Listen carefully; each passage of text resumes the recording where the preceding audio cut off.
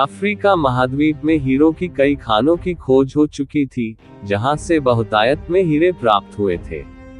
वहां के एक गांव में रहने वाला किसान अक्सर उन लोगों की कहानियां सुना करता था, जिन्होंने हीरो की खान खोजकर अच्छे पैसे कमाए और अमीर बन गए। वह भी हीरे की खान खोजकर अमीर बनना चाहता था। एक दिन अमीर बनने के सपने को साकार करने के लिए उसने अपना खेत बेच दिया और हीरो की खान की खोज में निकल पड़ा। अफ्रीका के लगभग सभी स्थान छान मारने के बाद भी उसे हीरो का कुछ पता नहीं चला। समय गुजरने के साथ उसका मनोबल गिरने लगा। उसे अपना अमीर बनने का सपना टूटता दिखाई देने लगा। वह इतना हताश हो गया कि उसके जीने की तमन्ना ही समाप्त हो गई और एक दिन उसने नदी में कूदकर अपनी जान दे दी।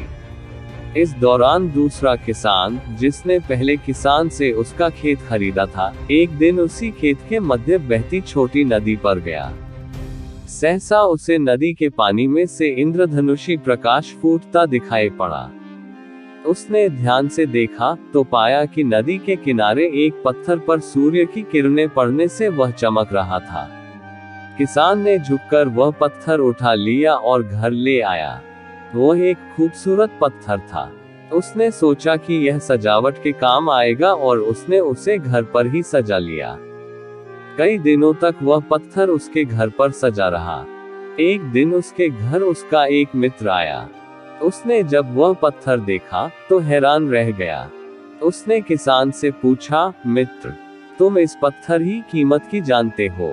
किसान ने जवाब दिया, नहीं, मेरे ख्याल से ये हीरा है, शायद अब तक खोजे गए हीरो में सबसे बड़ा हीरा। मित्र बोला। किसान के लिए इस बात पर यकीन करना मुश्किल था। उसने अपने मित्र को बताया कि उसे यह पत्थर अपने खेत की नदी के किनारे मिला है। वहां ऐसे और भी पत्थर हो सकते हैं। दोनों खेत पहुंचे और वहां से कुछ पत्थर नमूने के तौर पर चुन लिए। फिर उन्हें जांच के लिए भेज दिया। जब जांच रिपोर्ट आई तो किसान के मित्र की बात सच निकली। वे पत्थर हीरे ही थे।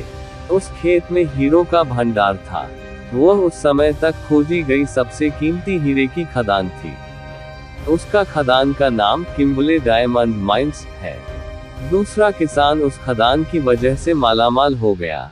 पहला किसान अफ्रीका में दर दर भटका और अंत में जान दे दी, जबकि हीरे की खान उसके अपने खेत में उसके कदमों तले थी।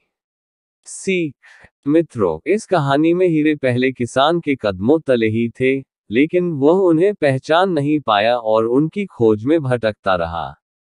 ठीक वैसे ही हम भी सफलता प्राप्ति के लिए अच्छे अवसरों की तलाश में भटकते रहते हैं। हम उन अवसरों को पहचान नहीं पाते या पहचान कर भी महत्व नहीं देते, जो हमारे आसपास ही छुपे रहते हैं।